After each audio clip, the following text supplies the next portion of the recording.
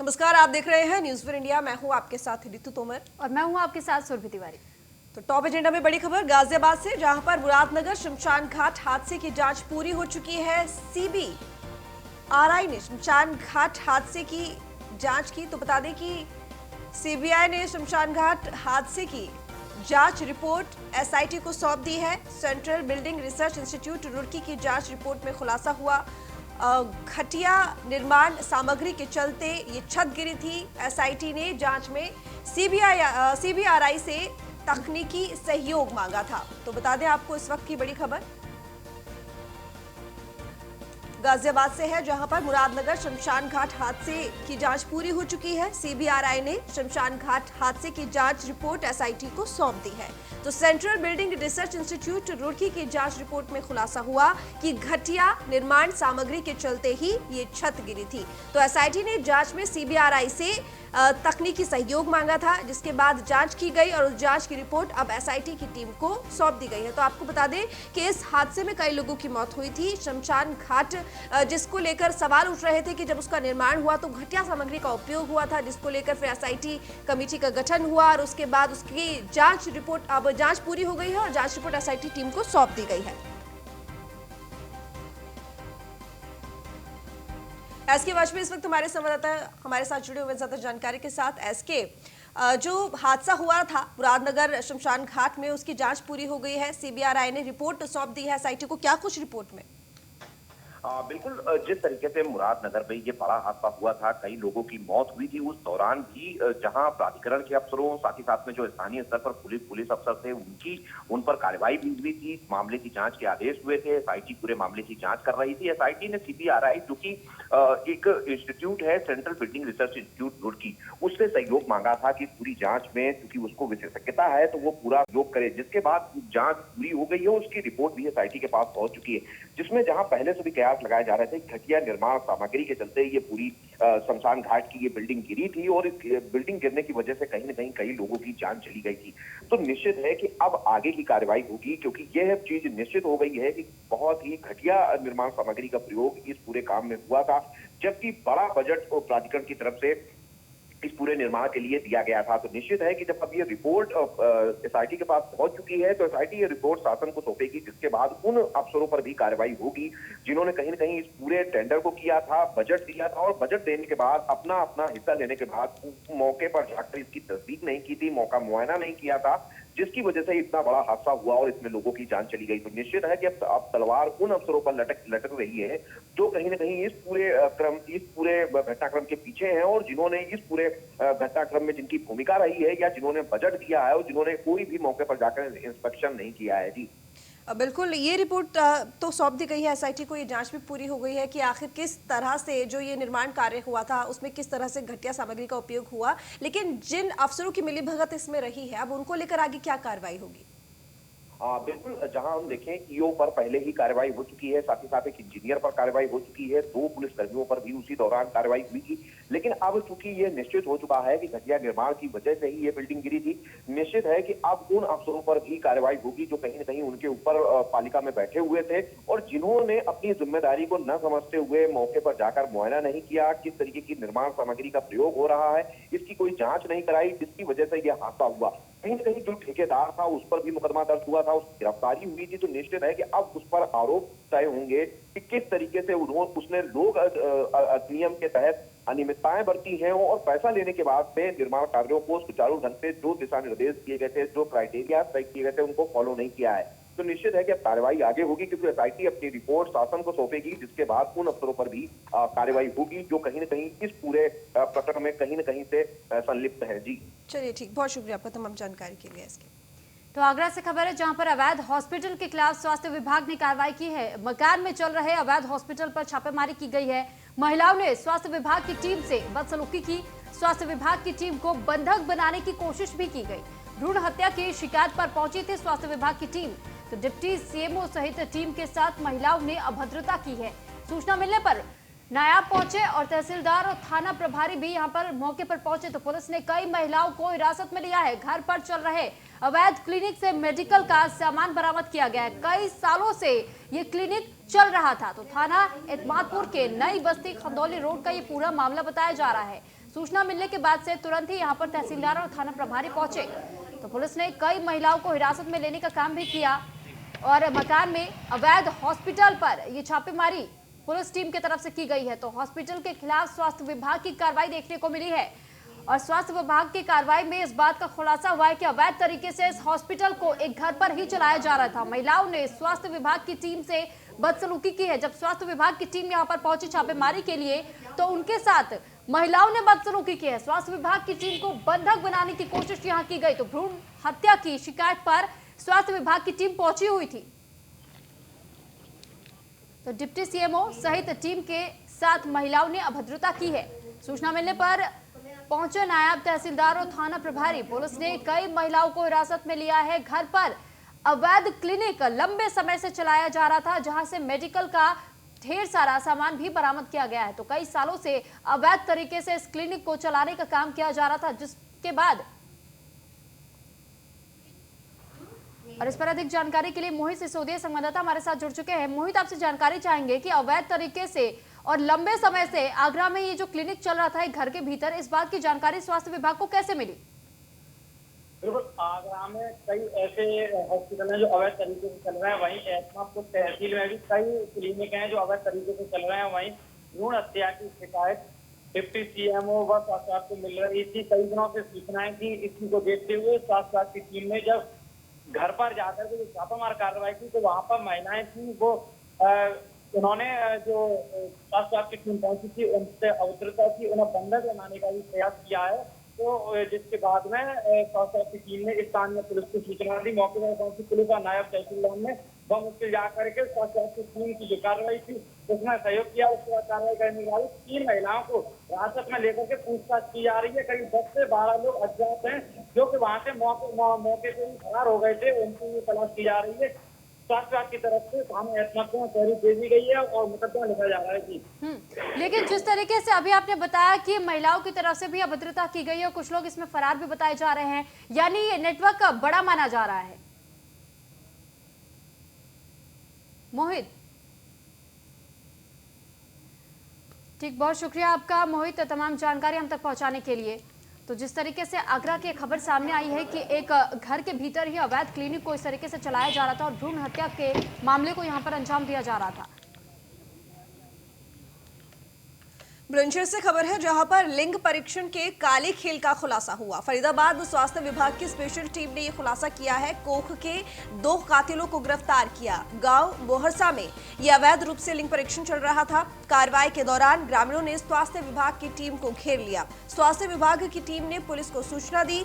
सूचना मिलने पर पुलिस पहुंची। सूचना के बाद स्वास्थ्य विभाग की टीम ने नकली ग्राहक बनाकर एक गर्भवती महिला को मोहरसा भेजा। हरियाणा और बुलंदशहर स्वास्थ्य विभाग टीम भी गांव में लगी हुई थी। नकली मरीज की जांच बबीता नाम की दलाल करवा ही रही थी कि स्वास्थ्य विभाग की टीम ने रेड कर दी। स्वास्थ्य विभाग की टीम को देख कोख के कातिल पोर्टेबल मशीन लेकर भागने में कामयाब रहे। हालांकि टीम ने 2 दलालों को हिरासत में ले लिया है। वहीं किडनैपर्स की अफवाह के आधार पर स्थानीय ग्रामीणों ने स्वास्थ्य विभाग की टीम का घेराव कर लिया। टीम ने जैसे ही खुद को घिरा देखा तो उन्होंने पुलिस को सूचना दी। आनन फानन में स्थानीय पुलिस मौके पर पहुंची और 2 दलालों को गिरफ्तार कर लिया। पुलिस ने इस मामले में स्वास्थ्य विभाग की तहरीर के आधार पर 6 लोगों के खिलाफ एफआईआर दर्ज की है। पुलिस ने आज 2 आरोपियों को जेल भेज दिया है। सवाल ये है कि जब हरियाणा प्रांत की स्वास्थ्य विभाग की टीम बुलंदशहर में चल रहे गोरख धंधे का पता लगा सकती है तो क्या बुलंदशहर स्वास्थ्य विभाग सोया हुआ है या फिर माना जाए कि बुलंदशहर स्वास्थ्य विभाग की मिलीभगत से ही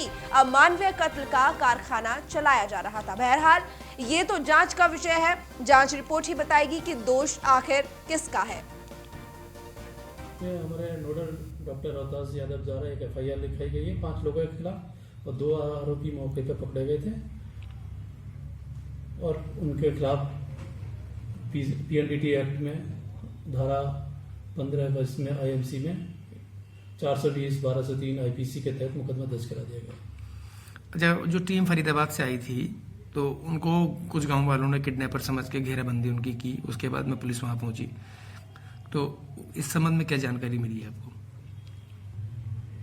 इस संबंध में वहाँ डॉक्टर रोहतास जी नोडल गए थे, उन्होंने इसके में कार्रवाई की है और उसके खिलाफ एफआईआर लिखवा दी है। आगे कार्रवाई ना हो, इस तरह की लिंग परीक्षण ना हो जगह जगह। अभी तो महानिदेशालय से आदेश आए हुए कि 25 तारीख से विदेश। अशोक कुमार हमारे संवाददाता इस वक्त जुड़े हुए ज्यादा जानकारी के साथ। अशोक, लिंग परीक्षण का काला खेल बुलंदशहर में चल रहा था, लेकिन वहां पर कार्रवाई करने के लिए पहुंची हरियाणा की टीम, लेकिन सबसे बड़ा सवाल ये उठता है कि आखिर बुलंदशहर का स्वास्थ्य विभाग क्या कर रहा था? बिल्कुल रितु, आपको बता दें कि ये पूरा मामला जिला बुलंदशहर के मोरचा का है, जहां पर हाड़ थाना क्षेत्र में ये सूत्र मिली जानकारी से हरियाणा को पहले से ये गोरा धंधा हरियाणा के फरीदाबाद में चल रहा था, जिसके इनपुट के आधार पर जो लोग वहां पर उठाए गए थे हरियाणा पुलिस ने, तो वो उन्होंने बताया था पूछताछ की बुलंदशहर में भी इस तरीके का गोरा धंधा चल रहा है, जहां पर सूचना के आधार पर स्वास्थ्य विभाग की टीम आती है और स्थानीय पुलिस को साथ में ले जाकर जो छापामारी करते हैं, एक पेशेंट भेजा जाता है, एक बबीता नाम की पेशेंट गर्भवती महिला को भेजा जाता है और उसी दौरान दबोचे जाते हैं। 6 लोग थे इसमें, जो एक मशीन 4 लोग मशीन लेकर फरार हो जाते हैं। पर सवाल यही खड़ा होता है कि बुलंदशहर में इस तरीके का नेक्सस चल रहा था, स्वास्थ्य विभाग को कुंभकर्ण की नींद सोया हुआ था, स्वास्थ्य विभाग को कुछ भी नहीं मालूम था। 600 मीटर की दूरी पर थाना पड़ता है, जिस तरीके की ये कोरा धंधा चल रहा था, कहीं ना कहीं पुलिस में भी इसमें इन्वॉल्व है और स्वास्थ्य विभाग के तो कर्मचारी साफ साफ दिख सकते हैं कि तो दूसरे राज्य की पुलिस, दूसरे राज्य की स्वास्थ्य विभाग की टीम बुलंदशहर आती है, छापेमारी करती है। जब उजाला होता है तो कहीं ना कहीं स्वास्थ्य विभाग की लापरवाही सामने आई है। वहीं न्यूज वन इंडिया ने सुबह इस प्रमुखता से खबर को चलाया था। डीएम ने इस पर जांच बैठा दी है, जांच बैठा दी कि तमाम जितने भी स्वास्थ्य विभाग के सीएससी वहां पर पड़ते हैं उन पर जांच बैठा दी है कि उनकी कॉल डिटेल निकाली जा रही है और कॉल डिटेल के आधार पर जो भी इसमें अधिकारी संदिग्ध पाए जाते हैं तो उन पर एफआईआर लॉन्च करने के लिए डीएम रविंद्र कुमार ने साफ साफ निर्देश सीएमओ को दे दिए। बिल्कुल अशोक, यहाँ पर सवाल तो उठता ही है, इतना बड़ा नेक्सस चल रहा है, लेकिन हैरानी की बात यह है कि हरियाणा के स्वास्थ्य विभाग की टीम को इस बात की खबर है, जानकारी है, लेकिन बुलंदशहर के स्वास्थ्य विभाग की टीम को अभी तक इस बात की भनक नहीं लगी। और वहीं मथुरा से लापता छात्रों को पुलिस ने बरामद कर लिया है। झांसी रेलवे स्टेशन से बरामद हुई है दोनों छात्राएं। वृंदावन कोतवाली इलाके के स्कूल से ये बच्चियां लापता हुई थी। क्लास 11 में पढ़ती हैं दोनों छात्राएं। परिजनों ने स्कूल प्रबंधक पर ये लापरवाही करने का आरोप लगाया था, तो लापरवाही करने का आरोप स्कूल प्रबंधन पर ही परिजनों की तरफ से लगाया गया। वृंदावन कोतवाली इलाके से इन दोनों को बरामद किया गया। क्लास 11 में पढ़ती थी दोनों छात्राएं। तो 2 दिन पहले ये लापता हुई थी छात्राएं और इसके बाद से अब मथुरा से जो छात्राएं लापता हुई थी उन्हें पुलिस ने बरामद कर लिया, यानी झांसी रेलवे स्टेशन से इन्हें बरामद किया गया है। दोनों छात्राएं वृंदावन कोतवाली इलाके के स्कूल से लापता बताई जा रही थी। क्लास 11 में पढ़ती थी दोनों छात्राएं, तो कक्षा 11वीं की छात्रा बताई जा रही हैं ये दोनों। परिजनों ने स्कूल प्रबंधक पर लापरवाही का आरोप लगाया है। फिलहाल इन दोनों छात्राओं को पुलिस ने बरामद कर लिया है और झांसी रेलवे स्टेशन वो जगह बताई जा रही है जहां से इन दोनों छात्राओं को बरामद किया गया है। तो मथुरा से लापता बताई जा रही थी ये छात्राएं। और इस पर अधिक जानकारी के लिए गगन संवाददाता हमारे साथ जुड़ चुके हैं। गगन, आपसे जानकारी चाहेंगे कि जिस तरीके से ये खबर सामने आई कि 2 छात्राएं जो कि लापता हुई थी उन्हें अब पुलिस ने बरामद कर लिया और परिजन जो कि सवाल खड़े कर रहे थे स्कूल प्रबंधक पर ही, तो अब परिजनों का क्या कुछ कहना है? देखिए, मैं बता दूं आपको कि परिजनों का कहना था कि जो बच्चियां हैं, जो छात्राएं हैं, वो संदीपनी मुनि से स्कूल से जो है रहस्यमय तरीके से गायब हुई थी। उसके बाद थाना वृंदावन क्षेत्र में तहरीर दी गई थी। थाना वृंदावन क्षेत्र जो है इसको मैं छात्राओं की तलाश में जुटा हुआ था। आखिरकार देर शाम पुलिस को सफलता मिली। झांसी स्टेशन से छात्राओं को बरामद किया गया। बरामद करने के बाद उन्हें मतलब उनके परिवारजन के पास लेके आ जा रहा है। अभी परिजनों का स्पष्ट तौर पर कुछ कहना नहीं है। हालांकि अगर औपचारिक पुलिस की बात करें तो पुलिस प्रशासन का कहना है कि जो बच्चियां हैं वो अपनी इच्छा से ही वहां घूमने के लिए गई थी, ऐसा बताया जा रहा है। और ये भी कहा जा रहा है कि जो भी इसमें आगे जांच में आएगा उसके साथ ही विधिक कार्रवाई की जाएगी। चलिए ठीक, बहुत शुक्रिया गगन आपका तमाम जानकारी हम तक पहुंचाने के लिए।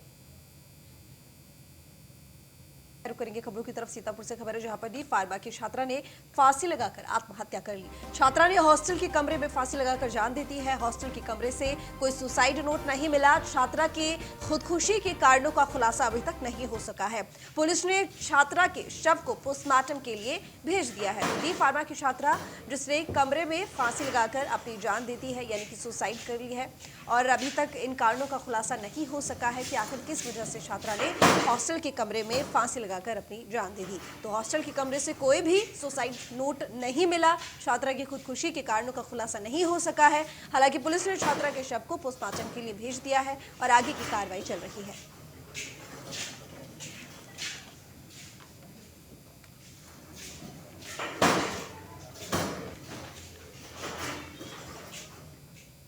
और वहीं नोएडा में सेक्टर 38 के एक होटल में मारपीट की घटना सामने आई। बिल को लेकर के होटल के स्टाफ से मारपीट, खाना खाने गए शख्स ने हमला किया। तो सूचना मिलने पर पुलिस टीम पहुंची। पुलिस ने मारपीट करने वाले 7 लोगों को पकड़ा है। मारपीट की वारदात सीसीटीवी कैमरे में कैद हुई है। तो ये घटना नोएडा की बताई जा रही है और 38 सेक्टर की घटना बताई जा रही है। सेक्टर 38 के एक होटल में मारपीट की गई है। बिल को लेकर के होटल के स्टाफ से मारपीट की गई है। एक शख्स यहां पर पहले खाना खाने गया, जिसके बाद जैसे ही उसके सामने बिल को पेश किया गया होटल स्टाफ की तरफ से, तो उसको मारपीट उसके साथ मारपीट करने लगा ये शख्स। तो ये सेक्टर 38 की घटना बताई जा रही है। एक होटल में खाना खाने एक शख्स गया हुआ था, जिसके बाद से उसने होटल स्टाफ के साथ बदतमीजी करना शुरू कर दिया बिल को लेकर के। तो खाना खाने के बाद से शख्स ने हमला किया। सूचना मिलने पर पुलिस मौके पर पहुंची। पुलिस ने मारपीट करने वाले 7 लोगों को अब तक पकड़ लिया है। तो मारपीट की वारदात सीसीटीवी कैमरे में भी कैद हो गई है। तो सीसीटीवी कैमरे के आधार पर ही 7 लोगों की गिरफ्तारी पुलिस ने की है और 7 लोगों को पुलिस ने हिरासत में ले लिया है। साथ ही इस पूरे मामले की जानकारी ली जा रही है। तो नोएडा की एक खबर आपको बता रहे, जहां पर बिल को लेकर के पूरा विवाद देखने को मिला और होटल स्टाफ की पिटाई एक शख्स ने कर दी।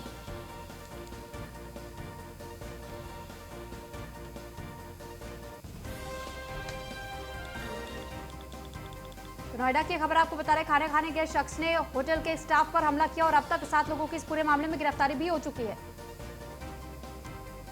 तो नोएडा में सेक्टर 38 के एक होटल में मारपीट की घटना सामने आई है और ऐसे में बिल को लेकर के बताया जा रहा है ये पूरा विवाद यहां शुरू हुआ। दरअसल जैसे ही होटल स्टाफ ने इस शख्स के सामने बिल को पेश किया, उसके बाद से बौखलाहट में इस शख्स ने होटल स्टाफ की जमकर पिटाई कर दी। तो सूचना मिलने पर पुलिस की टीम यहां मौके पर पहुंची और मौके से ही 7 लोगों को पुलिस ने गिरफ्तार भी किया है, क्योंकि पूरी मारपीट की जो घटना बताई जा रही थी वो सीसीटीवी कैमरे में कैद हो गई, जिसके आधार पर 7 लोगों की गिरफ्तारी की गई है। तो नोएडा के सेक्टर 38 के होटल में मारपीट का मामला सामने आया।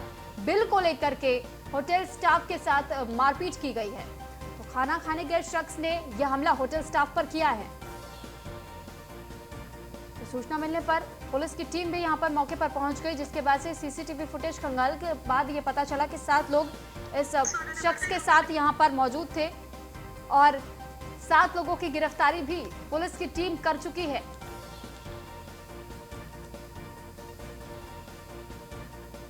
तो ये पूरा विवाद नोएडा के एक होटल में शुरू हुआ और खाने के बिल को लेकर के विवाद देखने को मिला।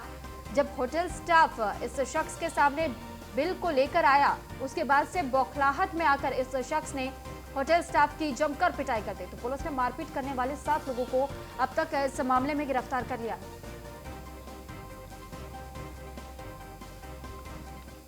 अमरोहा से खबर है, जहां पर युवती का हाई प्रोफाइल ड्रामा देखने को मिला। विदेश से लौटे युवक के घर पहुंची युवती, युवक पर शादी का झांसा देने का आरोप लगाया युवती ने शारीरिक संबंध बनाने का भी आरोप लगाया है। तो अमरोहा के बछरायू थाना क्षेत्र का ये पूरा मामला है। तो ये हाई प्रोफाइल ड्रामा देखने को मिला है युवती का अमरोहा में।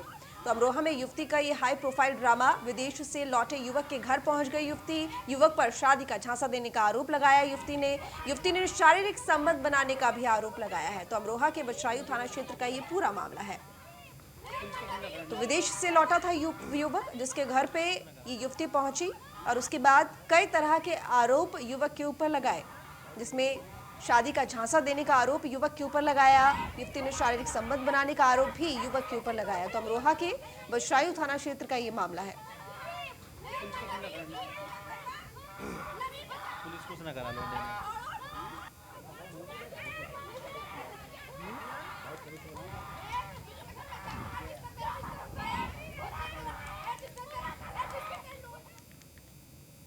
और वहीं अमरोहा में युवक पर जंगली जानवर ने हमला कर दिया। जंगली जानवर के हमले में युवक की मौत हो गई। सिंचाई करने खेत में ये युवक गया हुआ था, जिस दौरान जंगली जानवर ने उस पर हमला किया और इस हमले के दौरान युवक की मौत हुई है। तो पुलिस ने शव को कब्जे में लेकर पोस्टमार्टम के लिए भेज दिया है।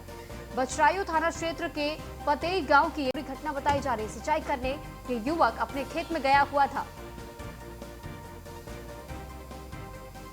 तो ये खबर आपको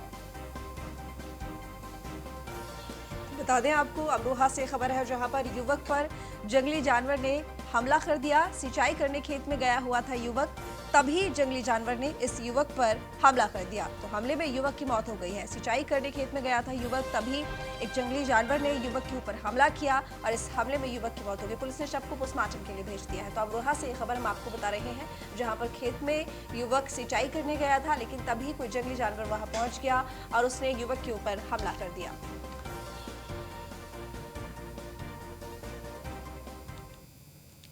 आगरा से खबर है जहां पर हथियारबंद बदमाशों ने बंधक बनाकर कार लूट ली। बदमाशों ने एक्सप्रेस वे पर घटना को अंजाम दिया।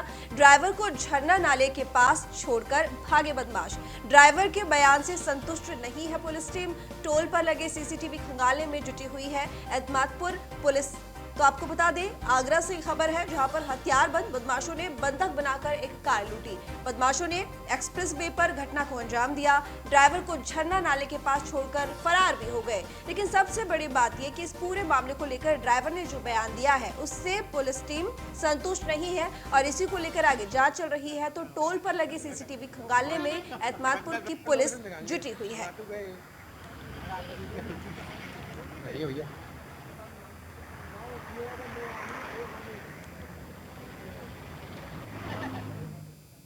और अब खबर लखनऊ से। विकास प्राधिकरण से सेवानिवृत्त कर्मियों को बड़ा तोहफा दिया जा रहा है। राज्य कर्मियों के समान 7वें वेतनमान के बराबर अब पेंशन मिलेगी। प्रदेश भर में करीब 2000 पेंशन धारकों को ये लाभ मिलेगा। तो प्रमुख सचिव आवास दीपक कुमार ने शासनादेश जारी कर दिया है। अभी तक 6वें वेतनमान के आधार पर ये पेंशन दी जा रही थी, लेकिन अब 7वें वेतनमान के तौर पर यह कहा जा रहा है कि समान रूप से इस पेंशन को दिया जाएगा।